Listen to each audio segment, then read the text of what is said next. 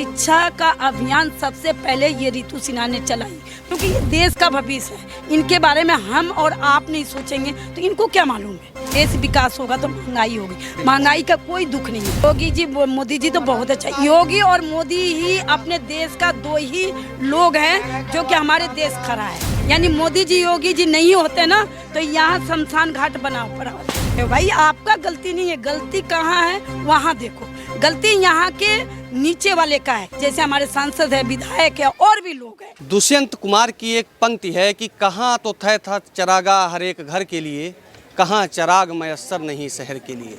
जी हाँ, हम इसमें मौजूद हैं नोएडा के अंदर। नोएडा वो सिटी है जो इस समय दीपावली की चकाचौंध में चारों तरफ जगमगा रही है।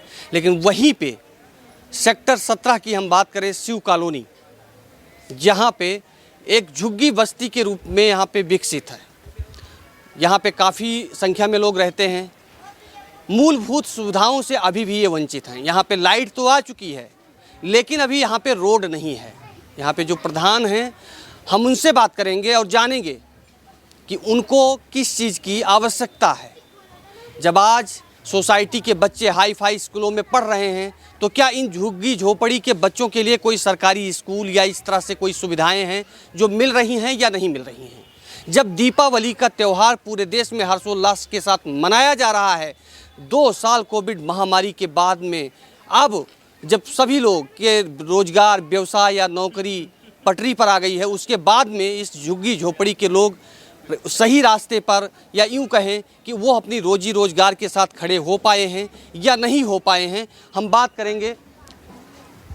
आप यहाँ पे कब से हैं, कब से रहते हैं यहाँ? कम से कम 20 साल से ऊपर हो गया मेरे।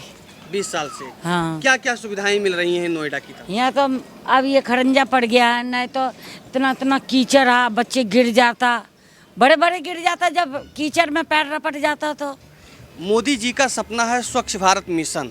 शौचालय को लेकर काफ़ी चर्चा रहती है कि हमने यहाँ सबको शौचालय मिल चुका या नहीं मिला? कहीं नहीं मिला है, शौचालय नहीं मिला है। नहीं पानी मिला। की क्या व्यवस्था है? पानियों को नहीं है, मोल पी रहा है अपने ले के। मोल पानी पी रहे हैं, सप्लाई हाँ, नहीं है यानी? नहीं। और किन किन चुनौतियों का, मतलब किन किन समस्याओं का आप सामना कर रहे हैं अभी? किन किन चुनौती की बात बोले, ऐसा है जे यहाँ कोई चीज़ का सुविधा नहीं है। ये लाइट है तो दुनिया भर के बिल है, जैसे बिल्डिंग कोठी में आ रहा है बिल, ऐसे ही यहाँ झुग्गी झोपड़ी में बिल आ रहा है। गरीब आदमी क्या कर रहा है, कमाए क्या? वो कहानी में कहते हैं नंगा खाए के नचोड़ है, तो यही है, गरीब आदमी खाए क्या, मजदूरी करेंगे, 300-400 रुपया कमाएंगे, बाली बच्चे होंगे, जिसका 2 बच्चे 3 हैं वो खाएंगे, कपड़े लत्ते देंगे कि पेट पालेंगे। फिर पानी है, बिजली के बिल आते हैं, इतने इतने हो जाते हैं, 4-4, 5-5 हज़ार हो जाते हैं। आदमी तंग है, इतना तो कोठियों में नहीं निकलते हैं बिजली बिल, इतना निकल रहा है। यहाँ कहते हैं बिजली निकालने वाला को तो ऐंठ के पड़ते हैं, ये जितना होगा उतने तो निकालेंगे। अरे भैया, हम बार जानते तही तो मतलब सही से देख के निकलवाते, और नहीं हम जानते तो क्या निकलवाए, जितना दोगे उतना देखते हैं। एक बात मैं कहूँ कि अगर किसी के घर के बगल अगर नाली हो और नाली से बदबू आ रही हो, तो वहाँ पे वो रहना पसंद नहीं करते हैं, उसको ढकने का प्रबंध करते हैं। लेकिन यहीं पास में नाला बह रहा है, आपको मैं बता दूँ, ये मेन नाला है और नाले के बगल ये बस्ती है। यहाँ पे मच्छर की दवा का छिड़काव वगैरह होता है? कभी नहीं होता है, कभी नहीं, कोई नहीं आता है, कोई दवा का छिड़काव नहीं, कुछ नहीं होता है। इस बस्ती 16, 17, 18 के लिए कुछ नहीं होता है। कहते हैं कि मतलब जब कोई कुछ चीज़ को करने के लिए आगे बढ़ता है तो उसके लिए वो रास्ता थोड़ा कठिन जरूर होता है, लेकिन एक वो लक्ष्य पे जरूर पहुंचता है। 16 साल से इस बस्ती की देखरेख कर रही हैं आपका? 27 साल इस बस्ती की आप देखरेख कर रही हैं। क्या नाम है आपका? मेरा नाम रितु सिन्हा है। ये रितु सिन्हा जी हैं और एक मिसाल हैं ये नोएडा के लिए कि जिसने इस बस्ती को खूबसूरत बनाया। जैसा कि अभी मैंने माता जी से पूछा, माता जी बता रही थी कि पहले ये रोड नहीं थे, खड़ंजा नहीं था, और यहाँ पे इतना मतलब कीचड़ बहुत ज़्यादा कीचड़ हो जाता था बारिश होने पे। ये कब हुआ है? ये हो गया 1 साल हो गया। 1 साल हो गया। अभी आपका क्या प्रयास है इसमें? मेरा किन चीज़ों की अभी समस्या है कि ये शिव नगरी है और यहाँ भी गरीब हो चाहे अमीर हो, इंसान सभी है, और सभी उसी माँ के पेट से आते हैं। जहाँ बड़े लोग आए हैं वहीं से छोटे लोग भी आए हैं। कहना साफ है, कहने का मतलब कि गरीब लोग हैं तो जो सरकार की योजना है, जो सरकार के हकदार है, उसको तो दे भाई। गरीब अमीर होना तो उसका किस्मत राशन है। कार्ड सभी का बना हुआ है? हाँ, राशन कार्ड सबका बना। राशन सबको मिलता हाँ, है? सबको मिलता है, राशन सबको मिलता है। ये राशन कार्ड भी बनवाने के लिए पूरा प्रयास की, लड़ाई लड़ी, धरना प्रदर्शन दिन रात की मैंने, तब जाकर राशन कार्ड इन गरीबों को बना। माननीय मोदी जी का जो सपना है कि स्वच्छ भारत मिशन, जिस पे सबसे ज़्यादा फोकस किया जाता है, यहाँ पे शौचालय सबको मिला हुआ है? नहीं, शौचालय किसी को नहीं मिला है, शौचालय बिल्कुल नहीं मिला। शौचालय इसलिए नहीं मिला है कि शौचालय के लिए भी हमने लड़ा, धरना प्रदर्शन की, लेटर लगाई, तो उन लोगों ने कहा कि भाई ये तो अथोराइज जगह है, यहाँ पर हम बनवा देंगे लैट्रिन, तो फिर दिक्कत आ जाएगी। ये तो आधा दिल्ली का है, सदरा ट्रेन का, और ये नोएडा का है, जो नोएडा में है हम वही कर सकते हैं। तो चलो इस बात को मैं भी मानी कि चलो जो दिल्ली वाला, लेकिन दिल्ली और नोएडा क्या करेगा कि जहाँ इंसान रह रहा है वहाँ तो सारी सुविधा होना चाहिए कि नहीं होना चाहिए। दिल्ली और नोएडा क्या करेगा, है ना? तो ये है।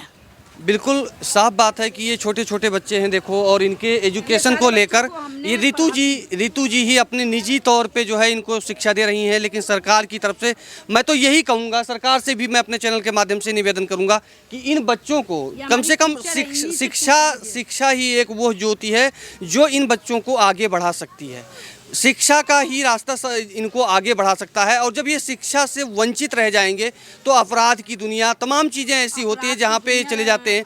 तो शिक्षा को लेकर आप सरकार से, मैं सरकार से शिक्षा, मैं आपको बताना चाहती हूँ, आपने बहुत अच्छा बात कहा है, जिस बात को हमने 20 साल पहले सोची, और शिक्षा का अभियान सबसे पहले ये ऋतु सिन्हा ने चलाई, बस्ती बस्ती गाँव, और उस शिक्षा पर लोगों ने अमल किया और अपने बच्चों को स्कूल भेजना चालू किया। हम भी यही सोचते थे कि ये बच्चे बस्ती के हैं, यानी इनको शिक्षा नहीं मिला तो ये तो क्राइम करेंगे, चोरी करेंगे, चमारी करेंगे, डकैती करेंगे, लूटपाट करेंगे, तो इनकी ज़िंदगी कितना दिन लूटेंगे, उसके बाद ये जेल में चले जाएंगे, तो ये पूरी जीवन तो इनकी जीवन जेल में बीत जाएगी। इनको ये मालूम नहीं है कि चोरी करने से क्या हो सकता है और पढ़ने लिखने से हमारा क्या हो, क्योंकि ये देश का भविष्य है। इनके बारे में हम और आप नहीं सोचेंगे तो इनको क्या मालूम है। तो हमने ये सोचकर इन बच्चों के लिए हमने शिक्षा का अभियान चलाई, और अभियान लगातार मैंने 10 साल चलाई। आज 10 साल का अभियान चलाने के हमें इतना अच्छा रिजल्ट मिला कि एक एक बच्चे स्कूल जाते हैं, और जो बच्चे स्कूल नहीं जाते हैं वो स्कूल, अपना स्कूल जिसको हम कहते हैं अपना, कभी भी आओ कभी भी जाओ, कभी भी एडमिशन है, कोई रोक नहीं है, उस स्कूल को मैं चलाती हूँ। बिल्कुल। अभी कोविड महामारी 2 साल से देश झेल रहा था। 2 साल कोविड महामारी को झेलने के बाद देश में अब एक बार फिर से लोग स्टैंड कर रहे हैं, धीरे धीरे अपने रोजगार व्यवसाय की तरफ बढ़ रहे हैं। झुग्गी झोपड़ी वालों के जीवन में क्या परिवर्तन आया कोविड महामारी के बाद? कोई परिवर्तन नहीं आया। वो बेचारे और गरीब हो गए, गरीब थे और हो गए, क्योंकि उनका जो काम धाम था, जो उनके कारोबार था, वो सब खत्म हो गया। वो सब गांव चले गए, फिर गांव से रिटर्न आ रहे हैं तो उनको काम नहीं मिल रहा है। और मजदूर आदमी है, मजदूर के लिए एक तो सबसे बड़ी बात है कि महंगाई, इनको महंगाई मार दी। लेकिन चलो महंगाई है भाई, देखिए देश विकास होगा तो महंगाई होगी, महंगाई का कोई दुख नहीं है, खूब महंगाई हो, देश विकास करे, लोग को समझ में आए कि भाई गलत क्या है सही क्या है, तो उससे कोई दिक्कत नहीं। सबसे बड़ी बात है रोजगार नहीं रह गया है। योगी बाबा के कार्यकाल से कैसे? नहीं, योगी और मोदी जी तो बहुत अच्छा काम कर, योगी जी मोदी जी तो बहुत अच्छा, योगी और मोदी ही अपने देश का 2 ही लोग हैं जो कि हमारे देश खड़ा है, ठीक है ना। ये कहने के लिए कोई कुछ भी कहे कि भाई मोदी जी योगी जी, नहीं, यानी मोदी जी योगी जी नहीं होते ना तो यहाँ शमशान घाट बना पड़ा होता है ना। तो मोदी जी योगी जी से कोई शिकायत नहीं है, उनके काल में जनता चाहे जैसे भी है सुखी है। सबसे ज़्यादा देखिए, कहने का मतलब कि आप ऊपर के कुर्सी पर बैठे हो, हम नीचे के, आप तो हमारे पास भेज रहे हो कि ऋतु ये सारे दे देना, हम अपने घर में रख लें, हम काम ना करें, तो आप थोड़ी देख रहे हो भाई, आपका गलती नहीं है। गलती कहाँ है वहाँ देखो, गलती यहाँ के नीचे वाले का है, जैसे हमारे सांसद है, विधायक है, और भी लोग हैं, या हमारे अथॉरिटी है, बिल्कुल है ना। बिल्कुल, यानी साफ स्पष्ट कहना है कि ऊपर से सारी चीज़ें आती हैं, लेकिन जो सांसद और विधायक हैं नोएडा के, वो सही से कार्य नहीं कर पा रहे हैं। वोट मांगने के समय वो इस बस्ती में आते हैं और वोट मांगने के बाद फिर वो नदारद हो जाते हैं, फिर उनके कभी दर्शन नहीं होते हैं, ऐसा ऋतु जी का कहना है। देखते रहिए स्वास्तिक सहारा, मिलेंगे ऐसे ही तमाम खबरों के साथ। जय हिंद।